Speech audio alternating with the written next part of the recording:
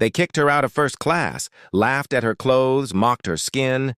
But what no one knew? She owned the airline. It all started on a Monday morning flight from New York to Atlanta. A black woman in her late 30s, dressed in simple jeans, a cardigan, and natural hair tied back, calmly walked to her seat in first class. Before she could sit, a white male passenger looked at her and said, "First class is for business travelers. Coach is that way." She didn't react. But when the flight attendant came over, things got worse. "I'm sorry, ma'am, but this seat is taken," she said, without even checking her ticket. "I think you should double-check," the woman replied calmly, handing over her boarding pass. The attendant didn't even look before repeating, "I said this is taken.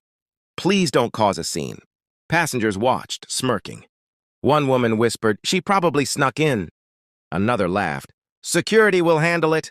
But the woman didn't argue. She simply took a breath and said, "Okay, but remember this moment." Security arrived and escorted her out, without asking a single question. 2 days later, that same plane was grounded. Employees lined up on the tarmac. Media vans surrounded the terminal. Because the airline had just appointed a new interim CEO, the board forced the previous one out after a massive PR scandal. And walking down that runway in a navy blue suit was her. The same woman they kicked out, the same woman they mocked. Now the most powerful person in the company. She walked into the press room with grace. No anger, no revenge in her tone, just facts. "I was escorted off this very plane 3 days ago, not because I didn't belong, but because I didn't look like I belonged." Silence. "I've worked for 15 years building this airline from behind the scenes. I own majority shares. I am your CEO." People gasped.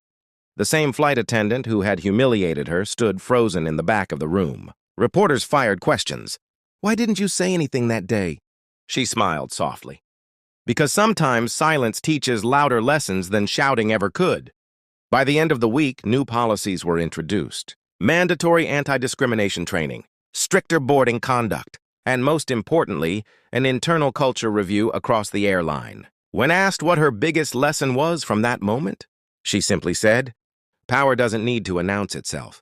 It just needs to show up when it matters." And that she did. Share this story if you believe respect should never depend on appearance. And next time you're tempted to judge someone by how they look, think twice.